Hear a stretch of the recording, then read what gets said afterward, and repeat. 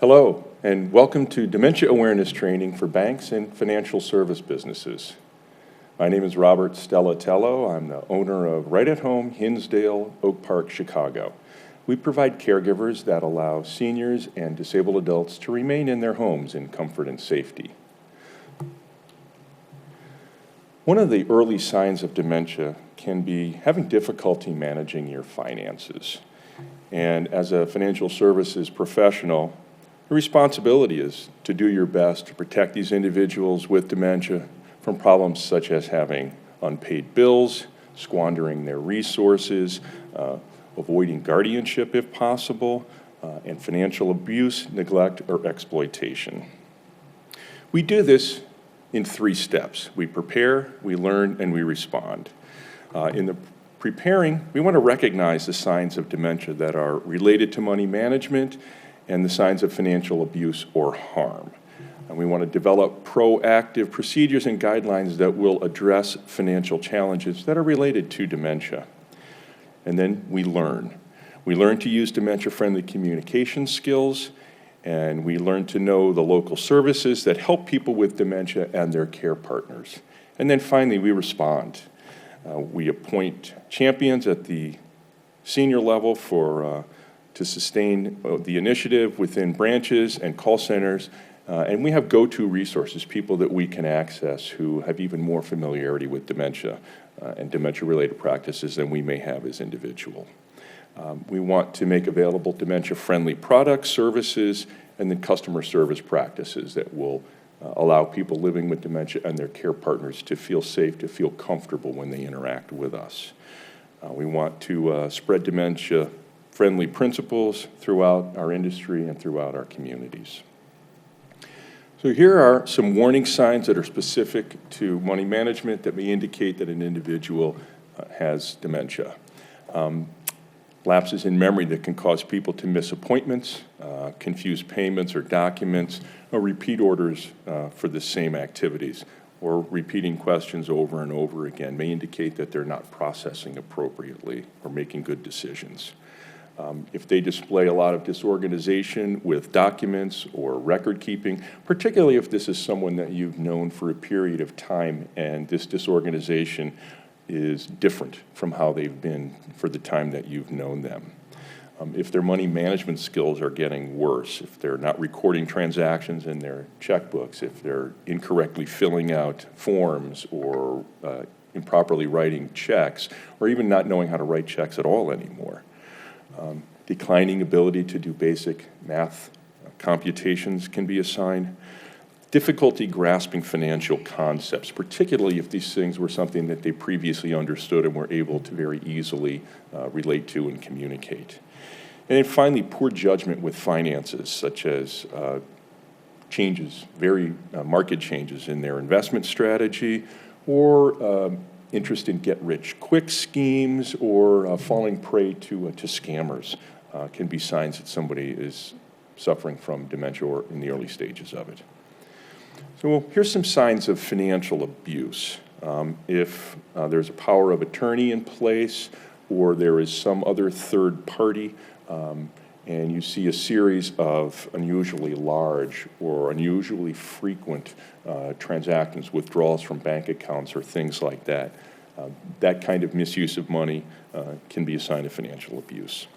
If there are unusual withdrawals from their account, drastically changing their investment style. Somebody who's always been a very conservative investor suddenly is going after cryptocurrencies or marijuana stocks, things like that. If you have regular contact with this individual, you're always able to get to them within a relatively short period of time, and suddenly you're no longer able to communicate with them or to get in contact with them. It may be that they're not answering their phones anymore or returning emails because it's difficult for them to do those activities any longer. It also could be that they're being kept in isolation by a care partner or a spouse, maybe because they don't want the person to be embarrassed at their limited or diminished capabilities, but it could also be a sign that there is undue influence, abuse, or neglect that's happening. These will manifest if you see signs of intimidation or reluctance for this person that you used to communicate with directly. They now come into your office with a care partner, and that person does all the talking for them. You want to make sure that that is because it's really necessary, or if this person is being controlled by that third party. So here's some guidelines that we can use to address financial challenges. When you're starting a relationship with a new client, I know we all have our know your client rules that we have to follow now, so a lot of this is going to be covered by those. But you obviously you want to identify who it is that will make decisions for this individual if they no longer have capacity to do so. Is it a second person to contact if you have questions about the client's condition or behaviors, this is someone that you can ask to come and join conversations as appropriate or if necessary. Is there a power of attorney or a trust agreement arrangement that is in place that will allow others to make investment decisions on their behalf, financial decisions on their behalf? You need to know that, and you need to have those documents. You want to empower and support clients with dementia and certainly involve their care partners in discussions when appropriate that may take on increased decision-making roles for that client who has dementia. So as the person living with dementia, as their abilities decrease, those responsibilities are going to shift onto that secondary person, and you need to include them in the important information and decisions. Part of that, you're planning for declining abilities because dementia is a progressive disease. It's going to get worse over time, and you need to be prepared for that and know what it is that you're going to do. You want to advocate for them to do things that are in their best interest, proper asset allocation, suitability of products and services for their current situation and their age. Obviously, we always follow ethical rules when we're working with clients in general.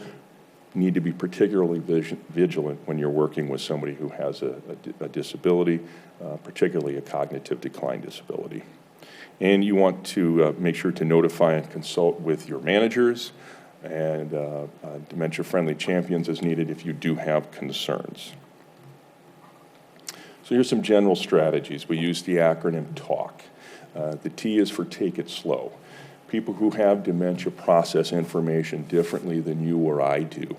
It can very often take them up to 30 seconds to respond to a question or a request for information. Because dementia attacks the brain function, particularly the hippocampus, which is the source of logic, reasoning, executive function, and decision-making, we want to make sure that we're asking simple questions. We don't offer a very long list of options. They simply will not be able to process these things in an appropriate manner. We want to limit reality checks, and by this I mean if somebody's convinced that it's Tuesday and it's really Saturday, unless it's material to the discussion and what it is that you're working on right now, there's no need to correct that. They believe that it's Tuesday, and that's fine. What difference does it make? So unless those misconceptions or their confusion is material to your discussions and what it is that you're working on now, it's better to just let those slide.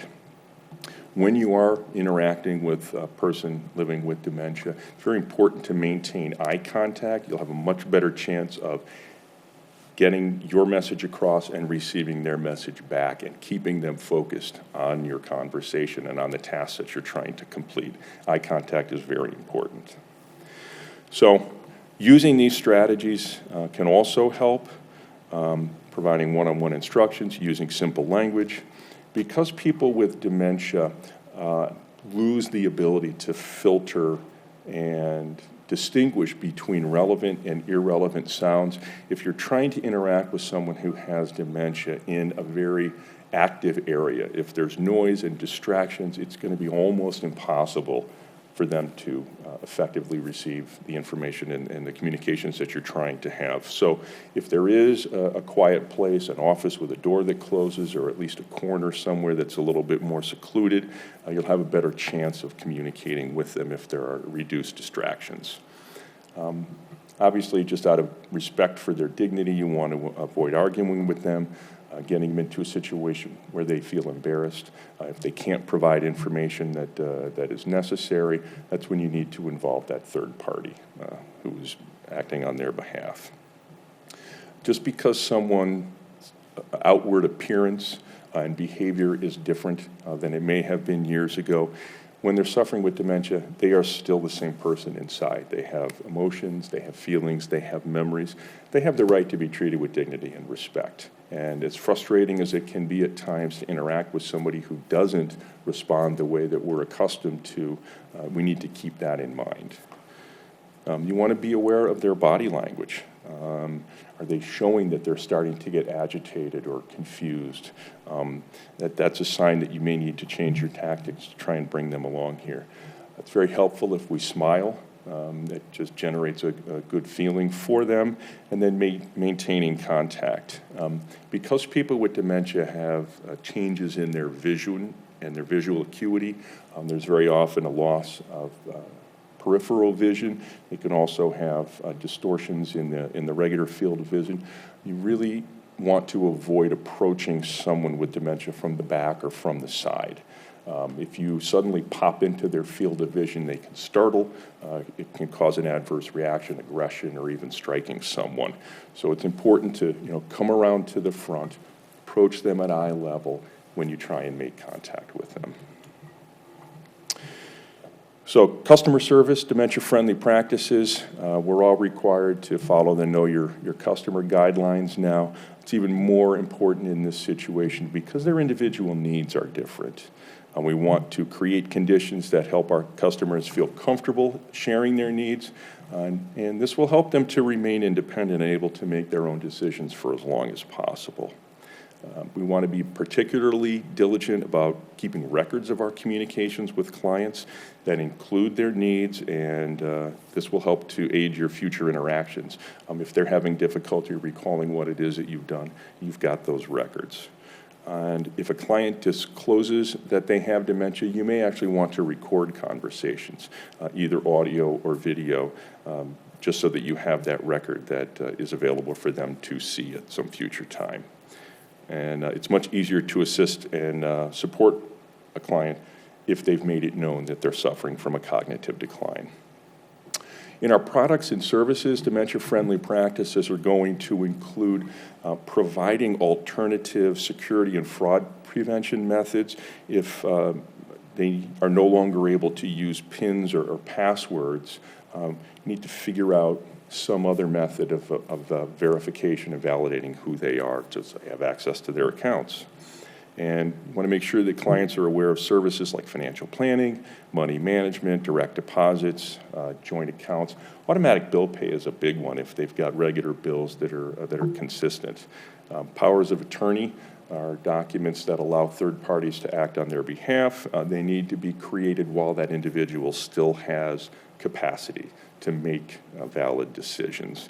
This is a good way to protect them potentially from abuse. Trusts are a good idea, living trusts for more complex assets and using in estate planning. Having good advanced planning can prevent the need for guardianship unless they get to a point where their physical needs require something like that. And you always want to be alert and report suspected financial abuse or harm that you may suspect if you see unusual activities in a client account. Part of being a dementia-friendly business is having your spaces be dementia-friendly. Because of the changes in vision that dementia sufferers have, because of changes in their balance and their walking abilities, and because of their changes in the way they perceive reality. There are some things that you can do pretty simply to make your business more dementia-friendly from a space standpoint. So you want to have your entrances and exits very clearly marked, signage, obvious dark lettering on a light background, either white or yellow. Signage should be at eye level for a normal person so that someone doesn't have to search for a sign. Natural light is always best. If you're in a situation where you don't have that, you want the light to be even and bright, but not glaring, that will cause them to have difficulty in determining situations around them. Plain flooring is good, a no-nap carpet. What you really want to avoid are highly polished, shiny surfaces that glare can cause problems for them, and slippery floors. Particularly in times of inclement weather or seasonal changes, you want to be very careful about making sure your floors are dry so they're less of a slip hazard. If you have the ability and sufficient space, unisex bathrooms or something that's large enough for a care partner to go in with that individual can be very helpful. I've seen situations where a spouse would come a wife would come with a husband who would need to use the restroom. Didn't really know how to do it anymore on his own, so she was struggling with, well, do I take him into the women's room? Do I go with him into the men's room? It's a very difficult and awkward situation. As part of your dementia-friendly space, you want to have quiet areas where somebody who is suffering from dementia can go if they start to feel anxious or they're developing frustration. Clearly recognizable as a seating area and with sufficient room around it so they are able to maneuver easily and safely. So here's how we spread dementia-friendly principles. We partner with advocacy groups, state agencies, and regulators to learn about, follow, and encourage dementia-friendly practices. There's the Dementia Friendly America organization, which is promoting awareness and providing training to allow effective interaction and communication with dementia sufferers. That's part of the training that we're doing right now. You can also share your learning and experiences and spread best practices among your peers in the office, your colleagues within the company, and with other companies as well. The dementia is becoming more and more prevalent as we go through time, and we're going to need to know how to effectively interact with people who are living with dementia. There are references provided here if you'd like to get more specific information. These are live links that you can click on to get that information that's specific to your business. Appreciate your attention and your time watching the Banks and Financial Services Businesses training video. There will be a quiz that you can take after this. When you complete it, you can receive a certificate that indicates that you are dementia aware and dementia friendly. Appreciate your time and your attention. I'm Robert Stellatello. Have a nice day.